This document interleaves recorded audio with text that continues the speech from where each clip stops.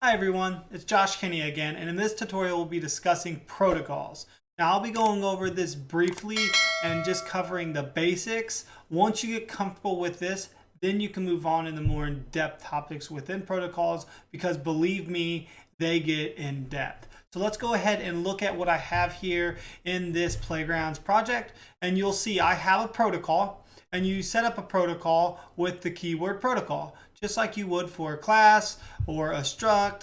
And then you go ahead and name it. So in this one, it's going to be called programming language, and we're going to give it a variable property called full name of type string.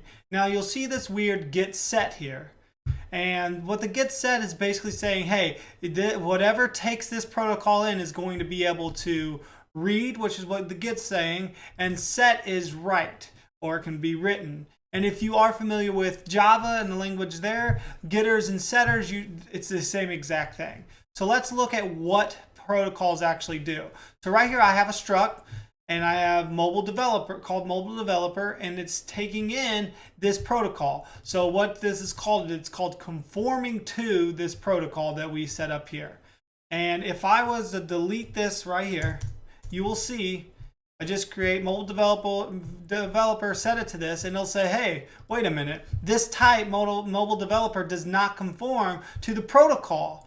You want to fix this, and you can go ahead and hit fix, and it'll add this in. It needs to have exactly what's in here. So if I was to go ahead and add another one here, a property, and this one call age, and I'll make this a type int, then this is going to mess up again. It's going to say, hey, wait a minute, this does not have that now either. You can hit fix, and it'll go ahead and add the age as well.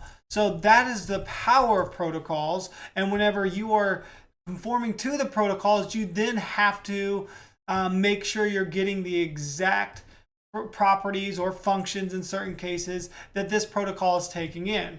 And Swift will alert you. It will give you an error just like you saw here if you're not doing it correctly. Now let's look at the constant that we have here, and she is called Sally. She's a mobile developer. And then when I initialize this, now we're getting that missing argument because we did change it and add in the age up here.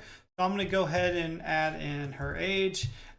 Age is probably a bad property to use, as it could be called discrimination when discussing a developer and their age, but that's okay. This is just practice, and we're just learning, guys. That's all this is about. Sally isn't even a real person.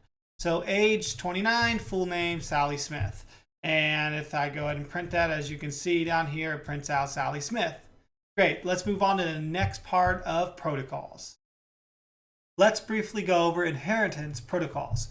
Now, unlike classes within Swift, protocols, you can inherit from multiple different protocols. So let's look at this. So right here, I already have some protocols I built. So I made 4. 3 of them have a function inside. Okay, so we have a state you're from, do you drive, and a state you're in with one function each.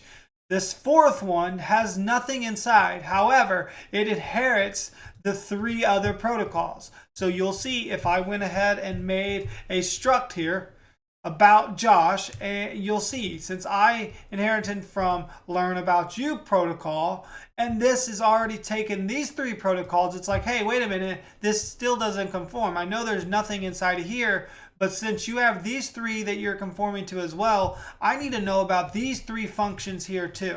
So you can see that when I hit that stop sign and then hit the fix button here, it'll automatically play those 3 functions that are inside those 3 protocols.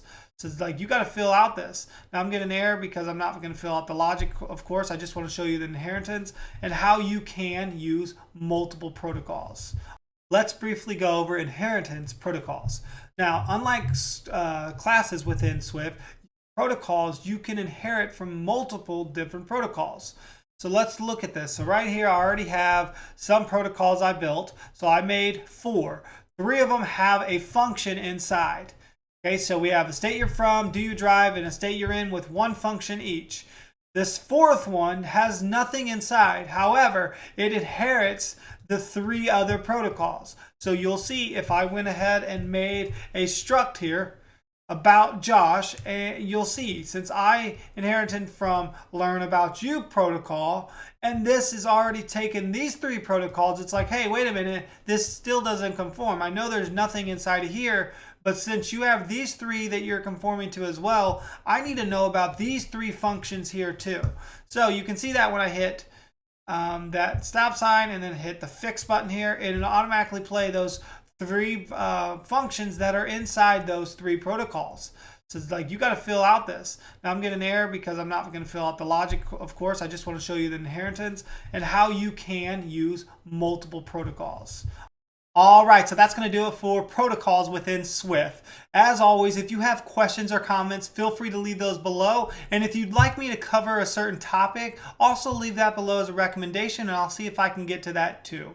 If you like these videos and you would like to see more, subscribe, of course, but hit that little bell button you see below those videos, and you will get notified each time my new content comes out. Thanks!